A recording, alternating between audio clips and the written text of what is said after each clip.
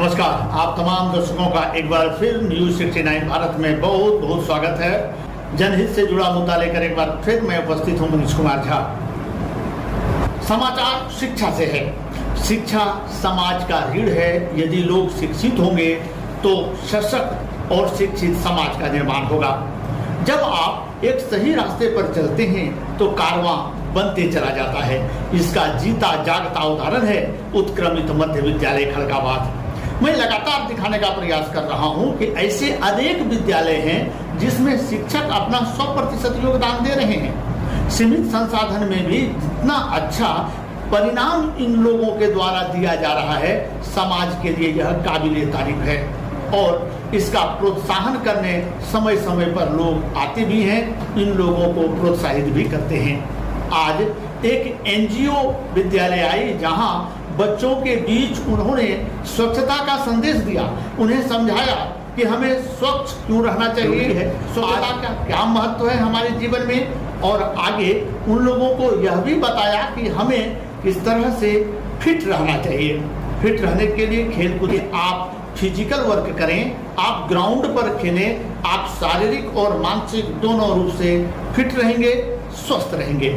जब मैंने उनसे पूछा कि सरकारी विद्यालय में सभी सुविधाएं हैं परंतु शिक्षक की कमी होने के कारण समुचित शिक्षा नहीं मिल पा रहा है छात्रों को, तो डायरेक्टर ने कहा कि हमारा प्रयास रहेगा कि आगे हर विद्यालय में कुछ ना कुछ समय दान करें या अपने सहयोगियों के साथ ऐसा प्रोग्राम चलाएं जिसमें अलग अलग विद्यालय जाकर छात्रों को लोग पढ़ाएं, उन्हें सुशिक्षित करें। उन्होंने भी माना कि विद्यालय शिक्षकों की कमी से जूझ रहा है।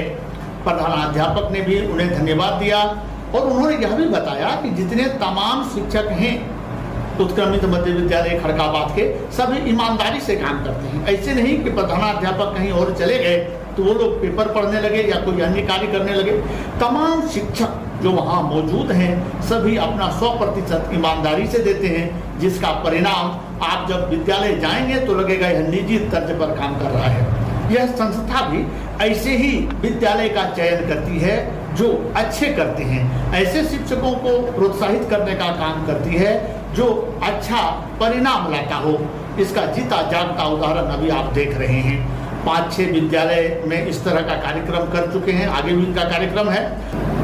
विद्यालय में मौजूद जिला परिषद सदस्य लक्ष्मी मुर्मू भी मौजूद थी। उन्होंने भी कहा आने वाले समय में जिस तरह शिक्षकों के कमी से विद्यालय जूझ रहा है वो भी समय देंगी और उनके भी जो अनुयायी हैं, उनके भी जो समर्थक हैं, उनके भी जो चाहने वाले हैं, उनसे वो निवेदन करेंगे कि आगे विद्यालय में जाकर समय दें जिससे कि छात्र का सर्वांगीण विकास हो।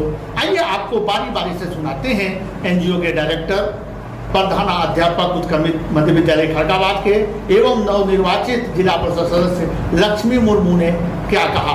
देखिए, समझिए। और जो बीड़ा न्यूज 69 भारत ने उठाया है कि हम अलग अलग विद्यालय में जाकर समाज सेवियों को, पदाधिकारियों को इसके लिए उत्साहित करेंगे कि वो भी समय दे, इसका एक उदाहरण दिख रहा है, अच्छा परिणाम दिख रहा है। आने वाले समय में यदि इसी तरह से जिला परिषद सदस्य, मुखिया, पंचायत समिति, वार्ड, ये तमाम लोग अपने हिस्से का काम करना शुरू कर दें, आधे या 1 घंटे समय दान देना शुरू कर दें, तो हमें लगता है कि आने वाले समय में जो ये व्यवस्था है वह दुरुस्त होगा और हमारे बच्चे भी जेपीएससी, बीपीएससी में अव्वल रहेंगे।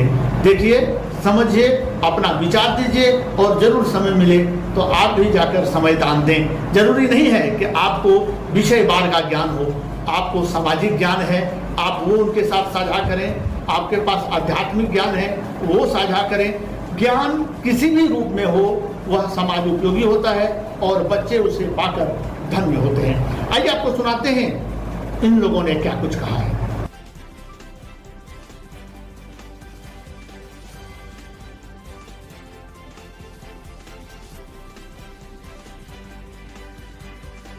एक और प्रशंसा जिला परिषद सदस्य मैडम की ओर से और आज का कार्यक्रम भी रहा। तो सवाल वही जो पहले मैंने पूछा था कि आप संयोजित कैसे करते हैं, तमाम चीज़ों को व्यवस्थित कैसे करते हैं ताकि कम संसाधन में भी जो आउटपुट है वो अच्छा निकलता है। सबसे बड़ी बात इच्छा शक्ति की है और धन्यवाद है मैडम का भी, जिला परिषद सदस्य का भी कि विद्यालय की व्यवस्था से वो प्रभावित हुई। और हमारा मुख्य उद्देश्य भी यही रहता है कि हम अपने विद्यालय के बच्चे के सर्वांगीण विकास की ओर ले जाएं, चाहे वह पढ़ाई हो, पठन पाठन हो, चाहे वह जो मैडम अभी भी बता रही थी डिसिप्लिन के बारे में। आपको या हमको देख के भी महसूस होगा कि इतने छोटे बच्चे लगातार 2 घंटे से व्यवस्थित रूप से बैठे हुए हैं। ये इसका सबसे बड़ा उदाहरण और परिणाम है कि अगर व्यवस्थित नहीं किया जाए बच्चों को, सभी प्रकार की शिक्षा नहीं दी जाए बच्चों को, तो वो अच्छा नहीं हो पाएगा। अभी मैंने एक सवाल रखा था, शिक्षकों की कमी से जूझ रहा विद्यालय, संसाधन की कमी, इससे पूरा करने के लिए जो ऐसे एनजीओ आ रहे हैं, खेलकूद का सामान दे रहे हैं, क्या शिक्षकों की व्यवस्था ना हो, इस विषय पर कुछ बात हुई क्या?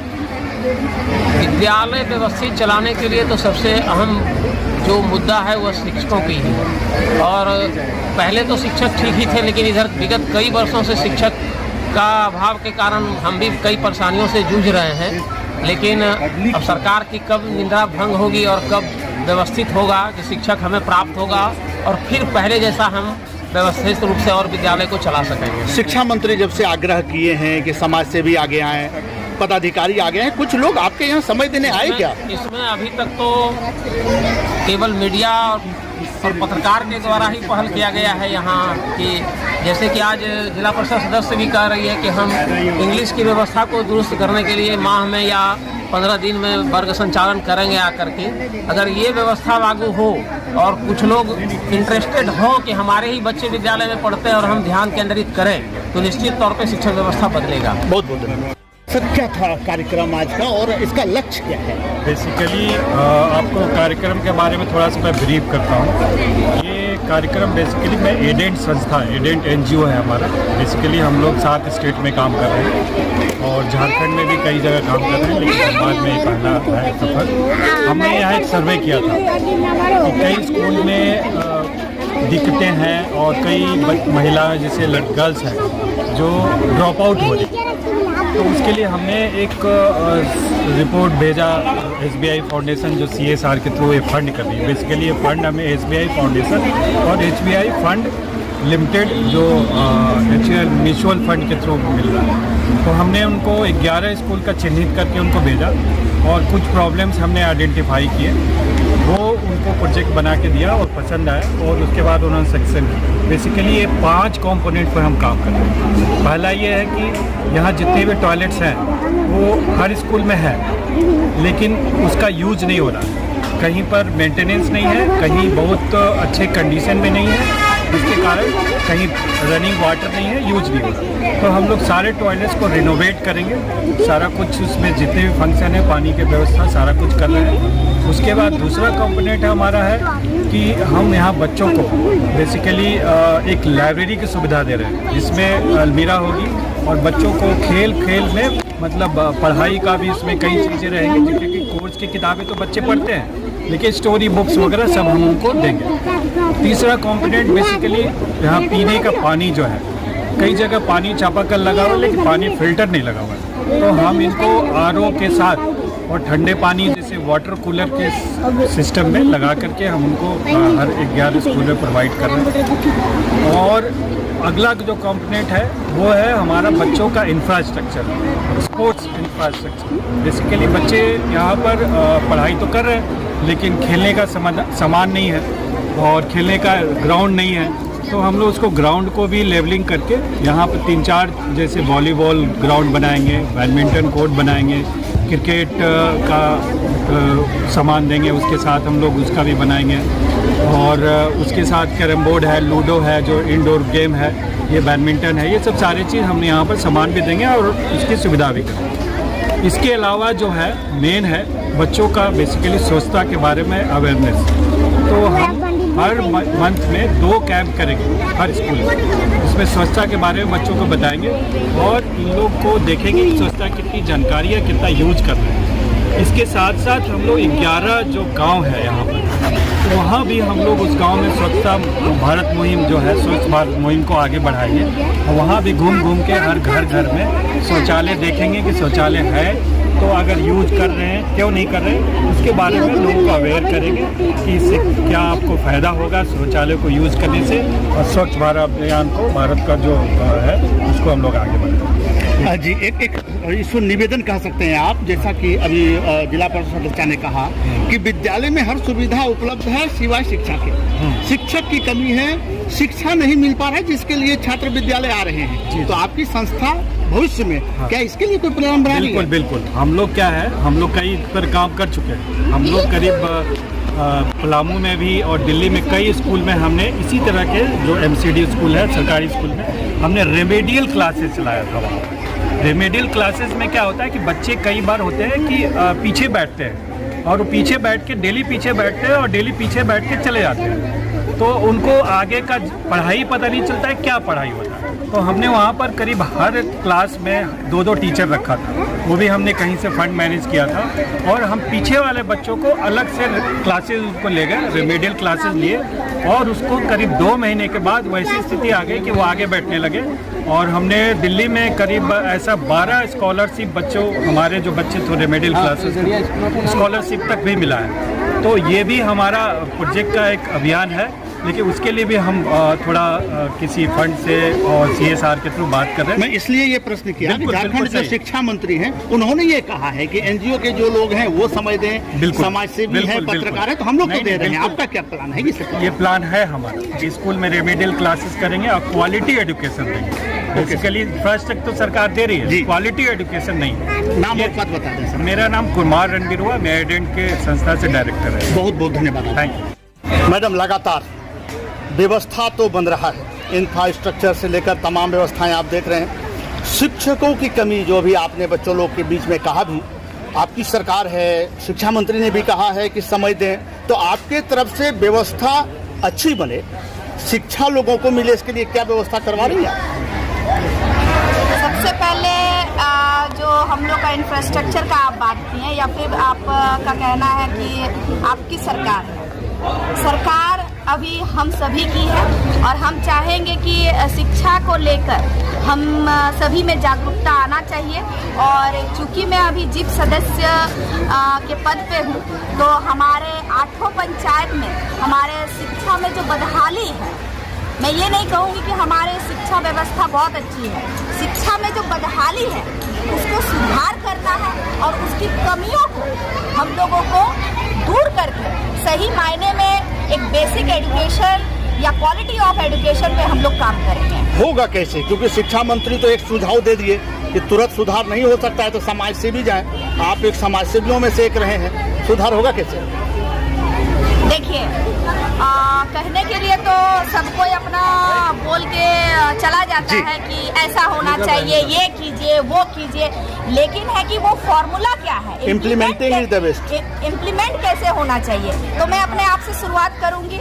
मुझे जो ज्ञान है, मेरे पास जो एजुकेशन है, वो मैं अपने विद्यालय में अपने स्टूडेंट के बीच जो है वीकली या फिर मंथली 2 डेज और 3 डेज जो वीक स्टूडेंट्स हैं, जो प्रॉपर एजुकेशन कहीं ना कहीं पिछड़े हैं, उन लोगों को मैं स्पेशल क्लास देके उसमें जो है अपना सहयोग दूंगी। आखिरी प्रश्न मैं आपसे लेना चाहूँगा, क्योंकि जब से शिक्षा मंत्री बोले हैं, हमारी पूरी टीम अलग अलग विद्यालय में जाकर पढ़ा भी रही है और देख भी रही है। कुछ ऐसे शिक्षक हैं जहाँ व्यवस्था है, परंतु वो समय पास करते हैं, सही एजुकेशन देते नहीं, क्या व्यवस्था होगा उसके लिए? देखिए, हर स्कूल में या फिर हर काम में हम लोग कितनों क्वालिफाइड हो, लेकिन उसको मॉनिटरिंग करने के लिए एक मॉनिटर रखा जाता है। और मुझे लगता है कि यहाँ व्यवस्था दे के भी अगर सिस्टम चरमराई हुई है, तो एक मॉनिटरिंग जो है होना चाहिए, और वो मॉनिटरिंग बीच बीच में चाबुक चलाना चाहिए, तभी जो है विधि व्यवस्था यहाँ की सुचारू रूप से अच्छी हो पाएगी। धनबाद में चाबुक चलने की संभावना है क्या? मेरा कहना है कि चाबुक जब तक नहीं चलेगा, क्योंकि स्कूल में जो है ना, डिसिप्लिन मेंटेन करना बहुत ज़रूरी है, और बच्चों को डिसिप्लिन करने के लिए हम लोग उसको कहीं ना कहीं एक कंप्लीट गर्ल, कंप्लीट बॉय, एक कंप्लीट इंसान बनाने के लिए उसको डिसिप्लिन मेंटेन करते हैं। उसके लिए हम लोगों को अपने माध्यम से कितनी भी स्ट्रिक्टनेस करनी पड़े वो हम लोग करते हैं। और मुझे लगता है कि यहाँ विधि व्यवस्था को ठीक करने के लिए टीचर के साथ साथ जो स्टूडेंट तो सुधर सुधर जाएंगे, लेकिन अगर टीचर के ऊपर अगर मॉनिटरिंग करके उन लोगों को डिसिप्लिन किया जाए तो ऑटोमेटिकली जो है हम लोग का एजुकेशन जो है वो सही मायने में सही हो जाए। इस विद्यालय में आके कैसा महसूस किया?